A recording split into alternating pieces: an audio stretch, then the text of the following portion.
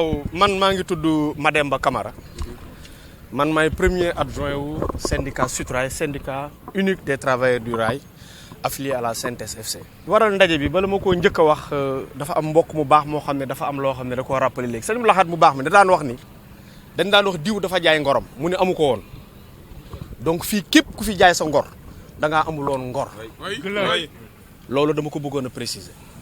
beneen bi nga xam ne tey mooy actualité man je suis su dul lu weesul secrétaire général SUTRAI bi adjoint bi je suis délégué personnel donc man dama am droit ci ubbi local bi code du travail moo ma ko may su ma fa waree dugg comme bi ma ñëwee constaté dem naa ci DRH bi laaj ko mu ni ma vous n'avez pas avisé on a tenu compte on va voir si demain ndax suba suñu waree réunir suñu avisé dinañu bàyyi ñu dugg fi. maanaam tey dañ leen tere dugg foofu. dañ ñu tere dugg foofu. seen local. suñu local bi nga xam ne local des délégués la. local bi syndicat moomu ko. c'est pour les délégués personnels. voilà loolu il faut que ça soit très clair te dañ ko inauguré woon pour les délégués.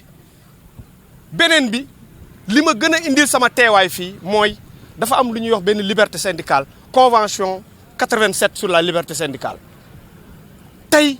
loolu la ñu bëgg a bafouer fii ci entreprise bi te loolu nit ñi mënuñu ko nangu dafa am droit syndical ku ci ne am nga droit am sa position les camarades syndicalistes l'intersyndical ils sont libres de soutenir qui il veut sur la forme comme sur le fond ak nu mu leen mën a neexee mais keneen it am na droit neutre ce collectif est neutre jàppalewuñu Kibili jàppalewuñu Ablaye Lo indiwuñu leen fii nomewuñu leen fii chemin de fer musuñu fee indi kenn ba tàgguñu. kon da ngeen jàppoon ñoom dañoo waroon neutre. waaw mais mooy yoon seen yoon nekku ci mën nañu am seen i position comme ni ma ko waxee ci forme ak fond na ku ci ne na teg sa bilan li leen war mooy ñoom nañu wax ñun DBF ndegam jeex na fan lañ ñu jëmee Ablaye Lo xaw nañoo édifier mën nañu saluer décision bi mu def ndax au moins bind na ay kayit won ñu ni que lii kat jeex na. waaw su jeexee ne état bi jël ay responsabilités am ndax Kibili la fiy bàyyi suñu yoon nekku ci suñ fi dee indi Ablaye Lo mu sur la continuité suñu yoon nekku ci mais nañ ñu xam fan lañ ñuy kan lañ fiy teg ak redéploiement bi ñu war a def lépp daf ci war a leer mani je commence par le président Macky Sall teg ci Youm ak le secrétaire d'État nañu jël seen responsabilité face à cette situation et camarade bi léegi li mu wax doy na waar si un directeur général yamatoo ci di joxe demande yamatoo ci terrain local su fekkee ne da ngay menacer nit ñi trop c'est trop. et nag la centrale va prendre ses responsabilités parce que c'est un membre de SUTRAI et SUTRAI est affilié à la CNTS FC. Cheikh Diop sera avisé il va prendre ses devants lii ça ne peut plus continuer il faut que ça arrête dañu bëgg mu leer fii. ay mboqat nekk ñu fi ay doomu Ibrahima Sarr fi nekk ay doomu Cheikh Dieye fi nekk ay doomu Omar Ndiaye fi nekk ay doomu Baye Camara ñoo fi nekk fii ay ragal new ñu fi mënuñu fee xoqatal kenn mënuñu fee diggi nit ay poste ba wala ay xaalis ba nit ñi di jaay seen ngor nañu delloo si dëgg camarades yii tey di tourner ñoo fi nekkoon ci jamono ànd ni duñu ànd ak Jaber ak Thierry Martini xeex ko fi la leen fekk yow xàmmee naa la journaliste fi la fekk waaw mais tey est-ce que ñoom war na noo dellu di soutenir qui que ce soit moi j'ai pas de problème de personne il faut nit ñi am ay principe ak ay conviction gëm ndax ëllëg nit ku ci ne war ngaa bàyyi woy woo xam ni moom ngay bàyyil sa doom. ñoom jóge nañ Dakar dem Tamba yéen fii rek ngeen fas yéene mais Tamba kuñ fa fekk kenn newu fa. buñ la déggee ngay wax dafa mel ni ñoom li leen waroon taxawee leen noonu. mais mani musuñu koo taxawee gëj nañ koo taxawee. ñoom ñan mooy l'intersyndical. Manta Fall ñoom ñëpp ñeneen ñi sax mu ñu baal ma mën na leen ba ñu leen ils ne sont pas aussi représentatifs mais quand même le président de l'intersyndical li mu def ak ña mu àndal muy Mambay Tunkara rafetul jekkul nit ki da ngay gëm sa bopp seet sa njaboot seet ëllëg traître la dafa am loo xam ne dara moo ko jarul li ko war mooy na ñëw. loolu su weesoo lan ngeen ban problème ngeen am ak Kibili Touré réellement lan moo indi lii lépp. li ko indi mooy l'administrateur général li mu war a def mooy dafa war a élégant biñ ko fi indi moom moo toog 6 mois ca France yónnee ni Jo Gabriel Samb mii kat jëlee nañ ko fi mais pourtant tey ñii di dox ñoom ñoo demoon ministère nii waa Jo Gabriel Samb yow de da nga fee war a jóge ñoo lay jàppale doo fi jóge mais waa ji bi mu waree ñëw dafa ñëw malgré que paraît-il que amul sax passation de service mu toog waaw mais loolu tey su ko dalee na sportif na nangu su fekkee ne nag tey c'est les ministres su fekkee les ministres yi ñoo joué wul seen rôle ils n'ont qu'à jouer leur rôle mooy c'est-à-dire que ni su fekkee dañoo abrogé say décisions yi mi nga xam ne moo doon nommé woon administrateur général tey ñu lay demander passation de service même ki la koy demander sur la forme sur le fond même su dul yoon su fekkee ni ministre baa ko war a def ña ko war a def nañu teg mbir mi ci yoon ki fi war a teg ñu nekk fi te ñu surfer la réclamation te ñu bàyyi travailleurs yi ñuy menacé. moom dañoo abrogé ay fonctions fii. mais DBF kay tas nañ ko. su fekkee nag sur la continuité moom moo ko war a yor Massamba ko war a yor Mademba ko war a yor ñun amuñu problème ci ko rek ndax nekk nañoo ak moom kaay bi te dañoo mës a am ay position. kon daal kii bi li nekkatu seen interlocuteur. nekkatu ko. mani état bi moo ko fi bàyyi ndax suñu abrogé ba pare continuer di ko yónni ci ay réunion continuer di ko gérer loo certaines kii continuité kon c'est l'état. il faut que nit ñi indexé lii dëgg mooy état moo war a wax diggante moom ak Ablaye Lo kan moo fi war a toog mais du ñun travail waruñu xam nga ñun lu ñu war défendre entreprise bi ak défendre travailleur man mii xam nga lu ma fi indi gëj naa fi lool fu ne dëkkal nañ ma fi mais nag lu ëpp tuuru je suis délégué personnel. Ici pour déclarer notre désolation et notre humiliation de voir encore les sorties de nos syndicalistes qui continuent à essayer d'intoxiquer l'opinion en faisant une campagne d'intoxication et de désinformation.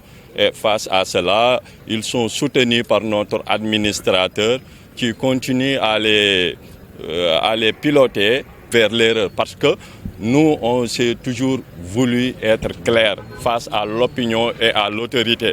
Parce que nous ne faisons pas de parti pris vers une personne que doit nommer le président Macky Sall. Donc, comme l'a dit toujours, nous restons neutres, nous restons à équidistance par rapport aux décisions que doivent prendre le président de la République. En voyant toujours nos syndicalistes faire des tournées pour soutenir la personne de M. Kibili Touré qui est allé s'interférer lors du point de presse de Dakar. Donc, nous ne comprenons pas si ces gens-là sont des syndicalistes ou des souteneurs de la direction. Ces propos n'engagent que parce qu'on ne peut pas mettre en valeur les propos des gens qui, l'année dernière, avaient fustigé le comportement de l'administrateur eux-mêmes et actuellement, ils sentent ces éloges pour le faire contre une autre personne. Donc, il faut savoir que des propos, pour être crédibles, il faut que ça vienne d'une personne qui jouisse de cette crédibilité. Sinon, on ne peut pas juger ces propos sérieux.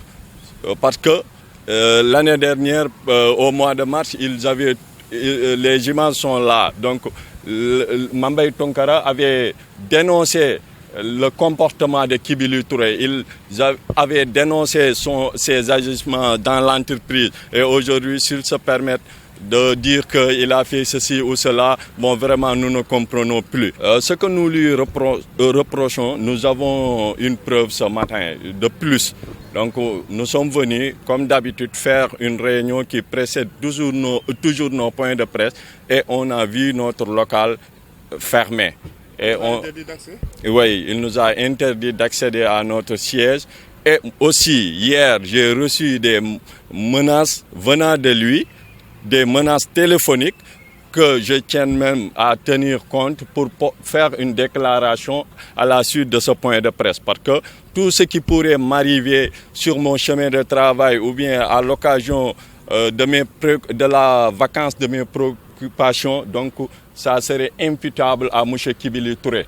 Donc j'attire l'attention de l'opinion et de tous les cheminots à savoir que on n'acceptera pas qu'il nous dicte sa loi en essayant de protéger des gens qui sont là obnubilés par de l'argent ou bien des promesses fictives, donc pour soutenir sa personne dans la structure qui doit remplacer Dakar Bamako Ferroviaire. Donc nous réitérons notre position.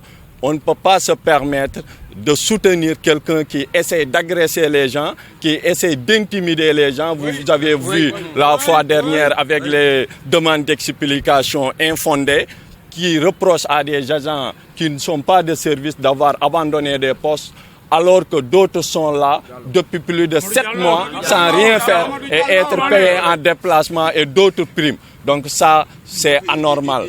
À presque tous les membres du collectif qui étaient présents dans le dernier point de presse. Et ça, c'est une tentative d'intimidation, de privation contre nos droits et libertés d'expression, et nous ne l'accepterons pas. M. Kibili Touré nous a trouvés ici en train de défendre nos intérêts et la cause du travailleur. Donc ce n'est pas à lui d'anéantir ce droit syndical qui nous a été confié par la législation. Donc, vous êtes des syndicats? Nous sommes des syndicalistes. En même temps, nous n'avons pas jugé utile de rester au niveau d'un intersyndical qui ne remplisse plus les devoirs qui ont été décrits, les devoirs qui ont été... les devoirs syndicaux. Donc, face à cela, nous ne pourrons plus rester derrière et subir leur communication qui va toujours nous descendre au bas de l'échelle. Qu'est-ce que vous réclamez exactement? Ce que nous réclamons, c'est qu'on n'essaye pas d'extorquer la volonté des cheminots. Les cheminots sont neutres, qu'on n'essaye pas de les mener vers une voie qui n'est pas choisie de manière libre. C'est ce que essaye de soutenir l'administrateur de Dakar Bamako Ferroviaire et nous ne l'accepterons pas. Oui.